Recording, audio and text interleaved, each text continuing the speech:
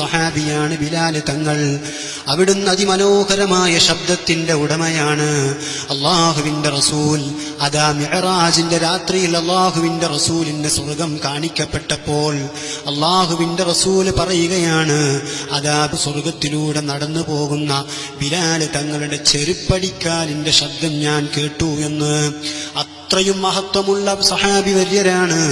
അള്ളാഹുവിന്റെ റസൂൽ ഈ ലോകത്തോട് വിട പറഞ്ഞ ശേഷം ബിലാൽ ഇബ്നു റബാഹ് റളിയല്ലാഹു അൻഹുവിന് മദീനയിൽ നിൽക്കാൻ കഴിയുന്നില്ല. എന്തേ കാരണമെന്നല്ലേ? മദീനയിലെ ഓരോ വസ്തുക്കളും ഓർമ്മിപ്പിക്കുന്നത് നബി സല്ലല്ലാഹു അലൈഹി വസല്ലമ തങ്ങളെയാണ്. മദീനയിലെ മസ്ജിദുൻ നബവി കാണുമ്പോഴും ഈത്തപ്പന മരങ്ങൾ കാണുമ്പോഴും അതേ ഒട്ടകക്കൂട്ടങ്ങളെ കാണുമ്പോഴും മദീനയിലൂടെ നടന്നു പോകുന്ന ആട്ടിൻപറ്റങ്ങളെ കാണുമ്പോഴും എന്നുവേണ്ട മദീനയിലെ ഓരോ മണൽത്തരിയും ഓർമ്മിപ്പിക്കുന്നത്